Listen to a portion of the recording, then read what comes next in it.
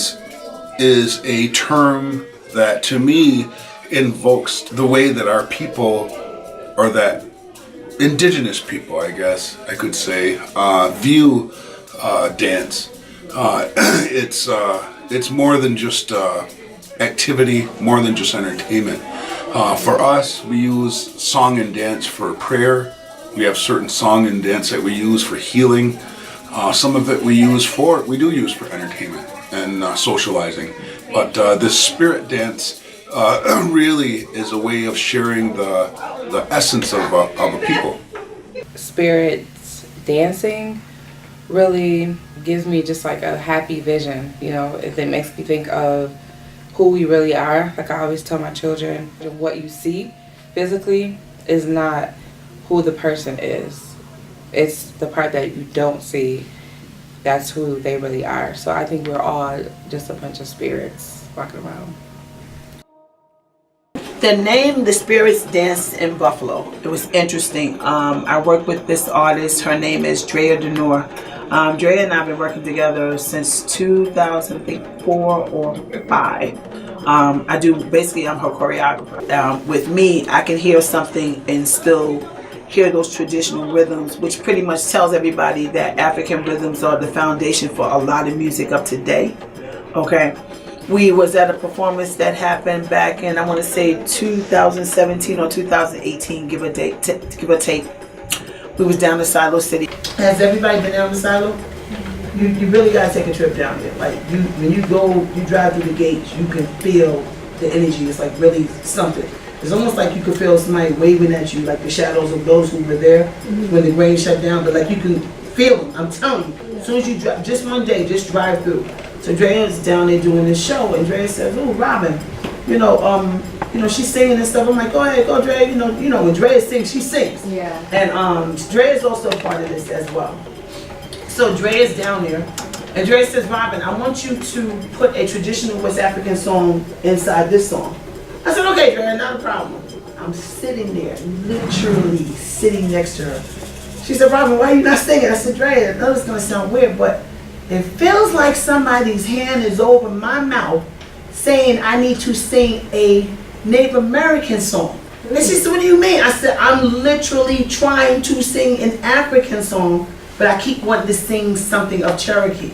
So that's my father language." So we get outside. Just so happened, Swanee, who works in that area, started telling us about the land. And, everybody started looking at me, and I said, "That's why I couldn't sing." Like the richness, the culture. I didn't realize Buffalo has such a rich culture of, like, you go South Buffalo, inner city, this area, that area, and it's like all these different spirits. We go outside. The guy named Rick, who actually owns that property, Silos, begins to tell us the rich culture of that land. It belonged to the Native Americans, and I'm sitting there going, "What?" So everybody looks at me, and I said, "I told you I felt like somebody's hand was over my mouth." And then somebody just happened to ask me, "Robin, why did you stop dancing?" I said, "I got tired of people interrupting my conversation with the ancestors."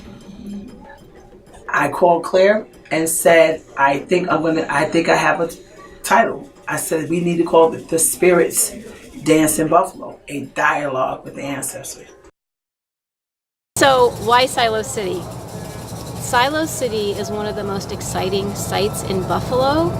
It has this amazing history, and to learn that history just continues to be even more important, and to celebrate the Haudenosaunee who were originally on this land, I think it's very important that it happens here. And it's really a magical setting to be on this land. So when you drive in the gate, you can feel the energy.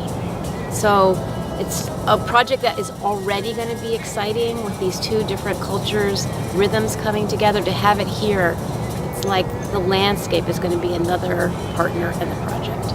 Silo City is a good location because it is a site on the waterfront, and it's in the territory of one of our old village sites.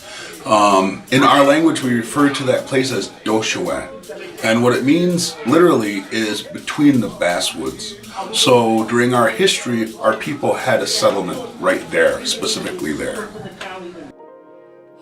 The land at Silo City it hasn't really been commercialized too much. So you have these factories, right? But you don't have like buildings, like lofts and living spaces and a whole bunch of different businesses operating there right now. So something about it, probably the open space, the flat land still feels like a bit organic to me. And when you cross the gate, when you're entering Siloe City, it really feels like you're in a different place, you know?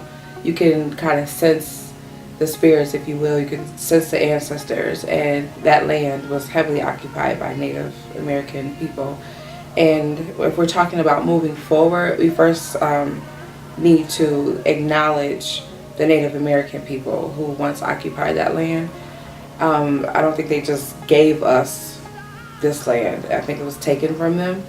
And so when I think of spirits dancing, it's almost like a redemption for the Native people.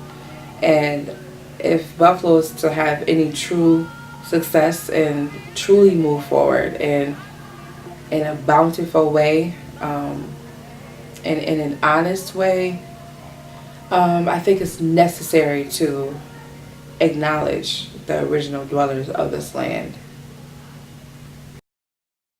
With these two sort of cultures sort of getting together, and the rhythm of this whole place, the rhythm of Siloe City, the rhythm of the Haudenosaunee, the rhythm of Robin Andrea's music, and the African American sort of sounds. I mean, the rhythms are really similar.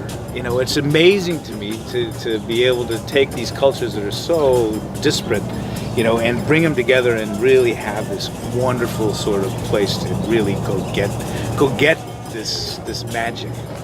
It's important, I think, historically for Buffalo, as well as for both communities, really. You know, it's on our old territory, and we certainly have holdings there, in the city itself, even to this day. And it's important for us to be able to share and learn more about each other. For me, this project is important to happen now and to happen in Buffalo, because we have a long legacy of being a very segregated city.